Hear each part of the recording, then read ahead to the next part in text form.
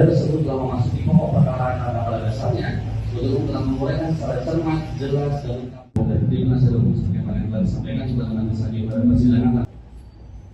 Tapi proses penyidikan atau penuntutan belum dimulai.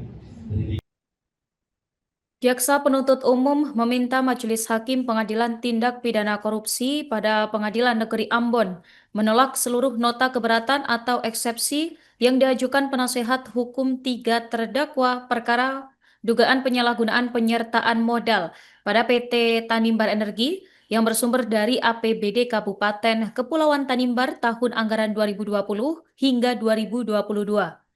Sebab menurut penuntut umum bahwa seluruh dalil eksepsi para terdakwa tidak beralasan menurut hukum dan sebagian besar justru telah memasuki wilayah pembuktian pokok perkara sehingga tidak relevan untuk dinilai dalam tahap eksepsi. Pemirsa, selengkapnya kami telah terhubung dengan jurnalis Tribun Ambon, rekan Maula Pelu. Silakan laporan Anda. Ya baik, terima kasih rekan Nurma. Dapat saya laporkan dari Kota Ambon bahwa di Pengadilan Tindak Pidana Korupsi pada Pengadilan Negeri Ambon, jaksa penuntut umum meminta kepada majelis hakim untuk menolak seluruh nota keberatan atau eksepsi yang diajukan penasihat hukum 3 terdakwa perkara penyalahgunaan penyertaan modal pada PT Tanimbar Energi tahun anggaran 2020 hingga 2022. Sebab menurut penuntut umum bahwa seluruh dalil eksepsi para terdakwa tidak beralasan menurut hukum dan sebagian besar justru masuk pada wilayah pokok perkara sehingga tidak relevan untuk dinilai dalam tahap eksepsi. Para terdakwa dalam perkara ini yakni Petrus Fatlolon, mantan Bupati Kabupaten Maluku Tenggara Barat periode 2017-2022 yang nomenklatur telah berubah menjadi Kabupaten Kepulauan Tanimbar sejak 2019. Selanjutnya Johanna Joy Juliata Lololuan yang saat itu menjabat sebagai Direktur Utama PT Tanimbar Energi dan Karel FGB Nusnarnera selaku Direktur Keuangan pada periode 2019-2023. Ketiga terdakwa ini dengan mengenakan rompi pink mulai masuk dalam ruang sidang sekitar pukul 13.00 waktu Indonesia Timur dengan agenda sidang tanggapan penuntut umum atas eksepsi dari terdakwa pada beberapa pekan sebelumnya. Sidang dipimpin Hakim Ketua Nova Lauron Sasube didampingi Hakim Agus Hairullah dan Hakim Paris Edward Nadek. Masing-masing sebagai hakim anggota di Pengadilan Negeri Ambon pada Rabu 21 Januari 2026. Dalam persidangan tersebut, tim jaksa penuntut umum yang terdiri dari Rozal Afifuddin dan Garuda Cakti Viratama dan Asia Silver Merbun secara bergantian JPU membaca surat keberatan di hadapan majelis hakim. Dalam tanggapan penuntut umum, terlebih dahulu menegaskan bahwa posisi penuntut umum dan pemeriksa perkara telah sah secara hukum acara.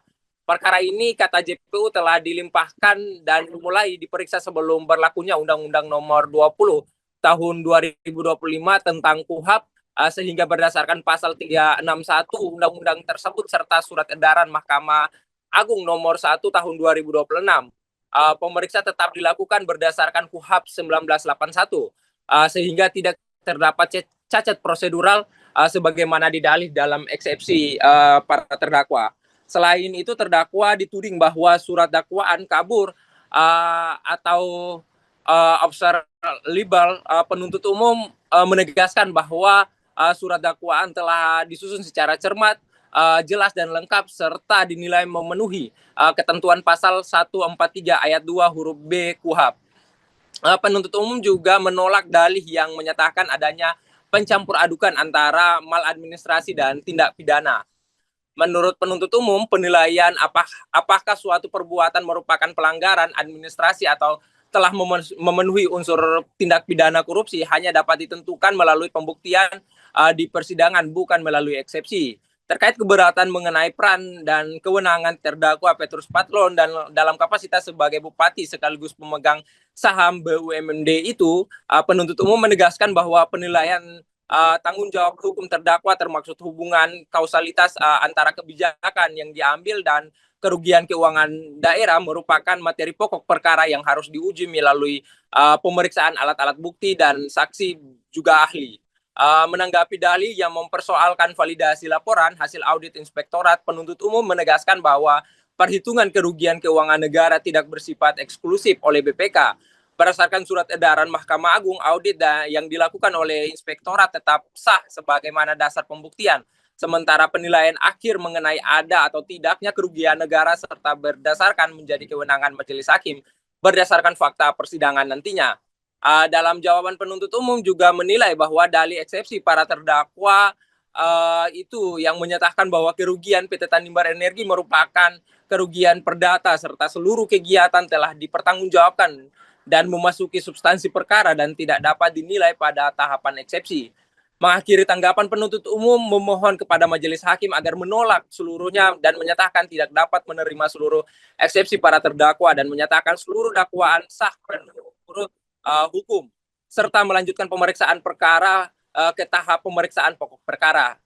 Terpisah daripada itu, setelah persidangan, penasihat hukum terdakwa Petrus Fatlon yakni Rustam Herman menegaskan bahwa tanggapan penuntut umum itu dinilai bersifat umum dan tidak mengarah pada materi yang diuraikan mereka, bahwa dakwaan harus cermat dan lengkap serta mengarah pada peristiwa konkret yang menjadi dasar fundamental tindakan yang dilakukan oleh kliennya. Kasus ini sangat menarik perhatian publik pastinya. Selain terdakwa yang juga sebagai mantan bupati, mantan kepala daerah, istri Petrus Fatlon juga yakni Joyce Penturi juga pernah membawa kasus ini yang menjeret suaminya ke Komisi 3 Dewan Perwakilan Rakyat Republik Indonesia di Jakarta sebanyak 2 kali. Forum resmi itu disiarkan secara terbuka melalui kanal YouTube TVR Parlemen. Joy memaparkan kronologi yang ia sebut sebagai dugaan pemerasan, politisasi, dan kriminalisasi oleh oknum kejaksaan di Maluku kepada suaminya. Mungkin bisa dibaca selengkapnya di tribunambon.com terkait dengan bagaimana tindak lanjut daripada perkara Petrus Fatlon. Demikian laporan yang dapat saya sampaikan, kembali ke rekan Nurma.